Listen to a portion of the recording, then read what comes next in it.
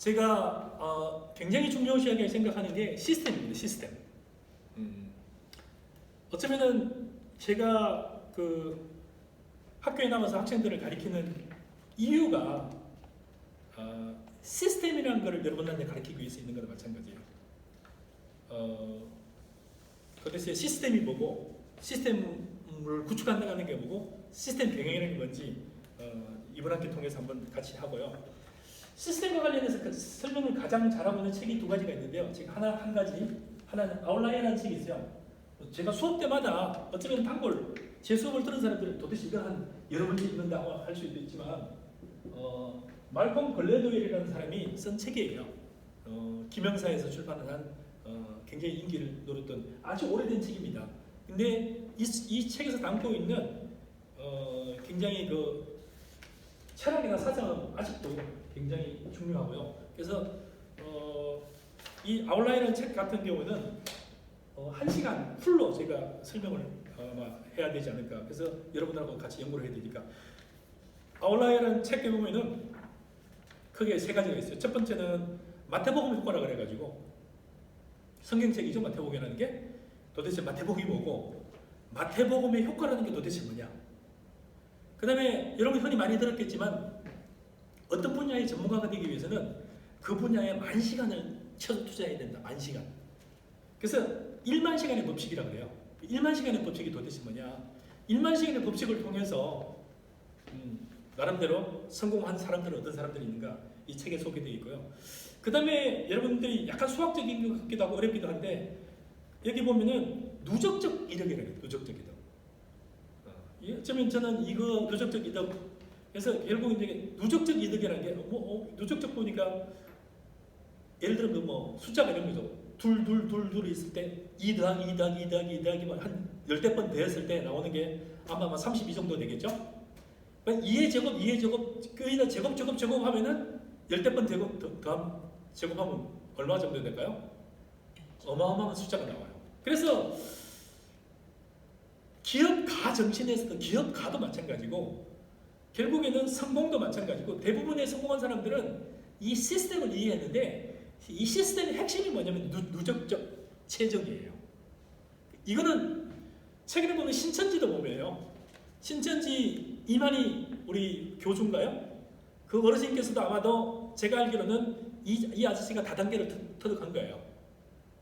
다단계 흔히 대표적인 게 뭐죠? 암웨 이런 거하고 똑같대요. 얘가 한 10여 명을 전도하고 10여 명이 또 10여 명을 전도하고 또 그 전도하고 그랬을 때 처음에 창시한 이 한 명은 만약에 14만 명이 있으면 14만 명이 한 달에 10만 원씩 만약 이 2만 원을 위해서 갖다 바치면 얼마를 바칠까요? 100명이 갖다 바쳐봤자 얼마쯤 될까요? 10만 원씩 바치면은 100만 원, 1000만 원, 1000만 원쯤 되겠죠.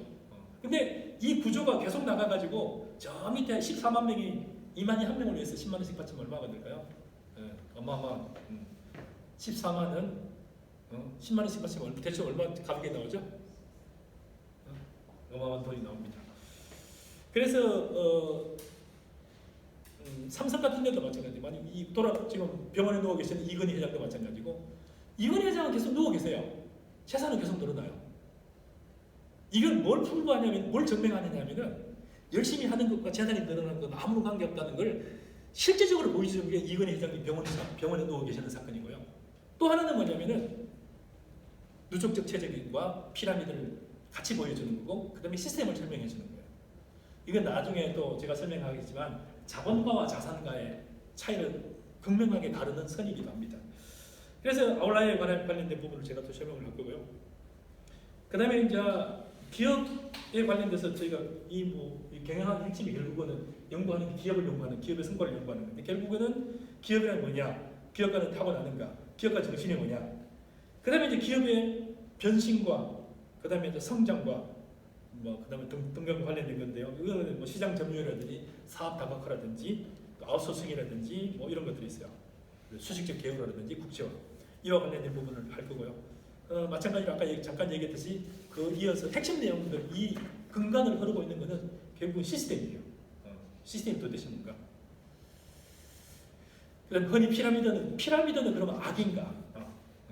그래서 피라미드는 이만희를 보면 알다시피 굉장히 안 좋아요. 근데 내가 이만이면 어떻게 되겠어요? 저도 옛날에 아메이를 좀 해봤습니다만 아메이를 밑에서 비타민을 열심히 사 먹고 점수를 포인트를 쌓으려고 노력하는 그래서 한 몇 달 해봤습니다만 맨날 비타민을 얼마나 사야 되고 사람들을 설득해야 되는데 세월이 지나가서 내가 막 아메이 창시자가 저 위에 있으면 어떻게 되겠죠?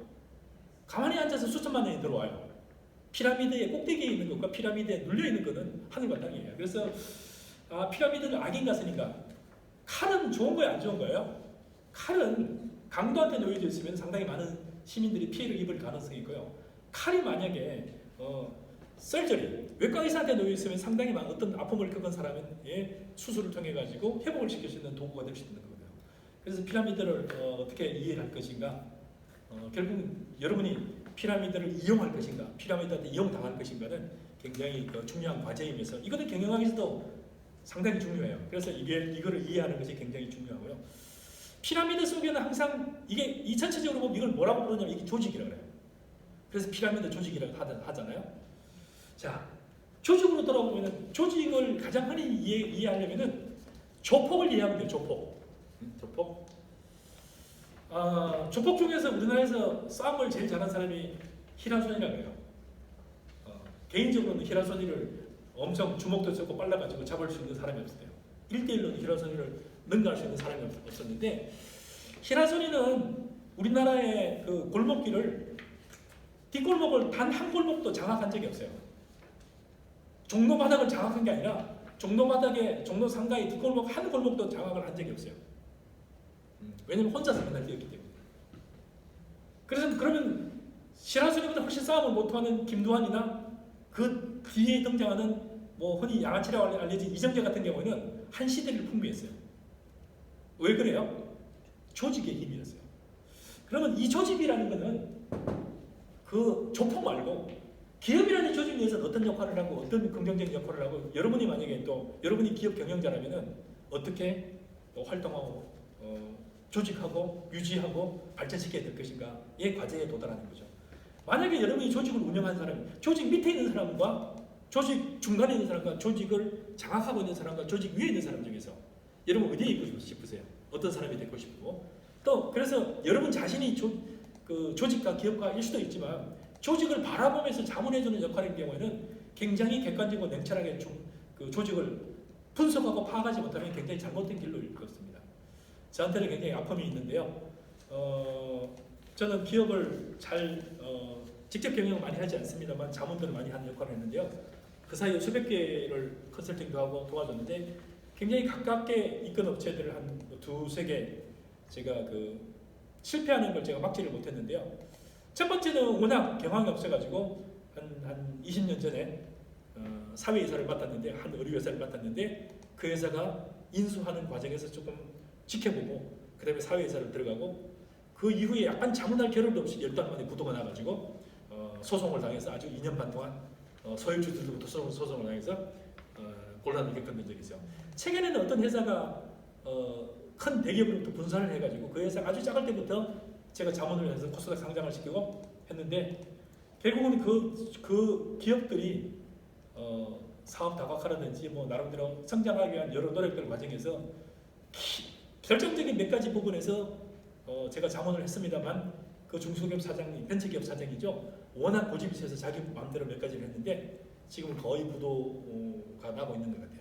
제가 그래서 그 업체를 한 3년 반 전에 제가 이제 그 사회이사를 그만뒀는데 그 이후에도 계속해서 이제 몇 번의 실패를 하는 걸 보면서 회사가 무너지는 그 과정을 봤어요. 그래서 여러분들이 여러분 특히 이제 벤처 경영학과 다니시는 분들 또 벤처 대학원을 다니시는 분들께서는 많은 기업들을 직접 경영할 수도 있지만 자문하는 해주는 입장에서 객관적인 분석과 평가와 자문을 하지 못하면은 그 기업이 무너지는데 오히려 기여를 하거나 같이 잘못된 장님이 장님을 이끄는 그런 역할을 할 가능성이 많기 때문에 굉장히 기업에 대한 분석 그래서 잘 이해하고 그 기업에 맞는 자문을 하고 잘 분석을 하고 리딩하고 카운슬링 하는 게 굉장히 중요합니다. 그 다음에 이제 그 기업과 관련된 부분은 계속해서 이어나온 거지만 기업에 있는 관련된 자산 관리 관련 인적 자산, 물적 자산과 관련된 부분들 그 다음에 이제 보이는 자산과 보이지 않는 자산들 그 다음에 특수한 자산들이 있어요. 그 다음에 이제 저희가 또 디베이트 좀 하고 연구 좀 해야 될 부분이 기업 내에는 기업을 만든 주주가 있고 또 대주주가 있고 경영진이 있고 직원이 있고 핵심 직원이 있고 연구 직원이 있고 다양해요. 이 사람들 간의 이해 충돌이라든지 또 정말 경우에 따라서는 내보내야 될 때 어떤 사람을 내보내야 될지. 근데 실제로 내보낼 때 되면은 나가야 될 사람은 안 나가고 나가지 말아야 될 사람은 나가고 이런 여러 과정들을 겪게 됩니다. 그래서 어떻게 판단하고 평가하고 분석할 건지. 종업원들이 그다음에 이제 그다음 과제가 물론 경영진 대주주 핵심 자원이 중요합니다만 종업원들이 직무에 만족하고 우리 회사를 자랑스럽게 생각하고 업무에 몰입하고 매진하는 게 굉장히 중요합니다. 그래서 종업원들이 우선 충성도를 높이고 몰입도가 높아지고 만족을 했을 때 이 제품이나 서비스를 사는 다른 고객들이 만족을 하고 또는 여러 주식 투자자들이나 또 IR 관련되는 사람들이 만족을 하지 않겠습니까? 그래서 이와 관련된 종업원 만족과 관련된 여러 또 요인들이 많아요.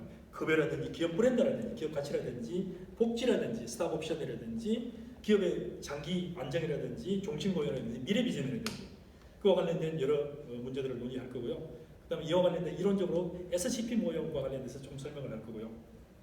그 다음에 이제 우리가 플로우라 그래가지고 어떤 몰입 요소들이 어떤 거 있는지 이런 것들을 저희가 연구를 하고요. 그 다음에 이제 중간중간 과제로서 산업들이 바뀌고 또 혁신들이 일어나는 과정에서 산업 혁신과 세계의 부자들 그리고 이제 세계의 부자들과 또 세계의 10대 부자들 저희들 연구를 좀 중간중간 할 거고요. 그 다음에 기업 환경과 관련된 사항들 그 다음에 이제 파이브 포시스 관련된 것들 5가지 위협들 관련된 여러 사항들 그 과정에서 뭐 몇 가지 또 저희가 추가적으로 하겠습니다. 잠깐 쉬었다가 어떤 또 과제들이 또 있는지 살펴보겠습니다.